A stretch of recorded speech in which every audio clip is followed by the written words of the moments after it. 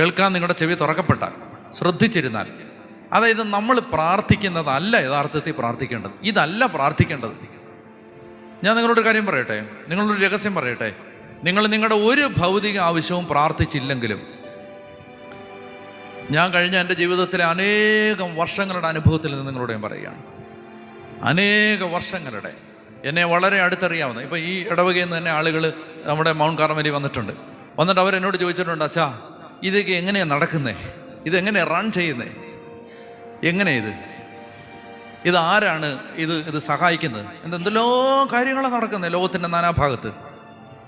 ഒത്തിരി കാര്യങ്ങൾ നടക്കുന്നുണ്ട്. വടക്കേ ഇന്ത്യയിൽ ഒരുപാട് മിഷൻ വർക്ക് ചെയ്യുന്നുണ്ട്. നമ്മളിപ്പോൾ ആന്ധ്രയിൽ, ഛത്തീസ്ഗഡിൽ, ഒറീസയിൽ, പഞ്ചാബിൽ പള്ളികൾ പണിയുന്നുണ്ട്, ഗ്രാമങ്ങളിൽ സുവിശേഷ വേല ചെയ്യുന്നുണ്ട്. ഒരുപാട് കാര്യങ്ങൾ എങ്ങനെ നടക്കുന്നത്?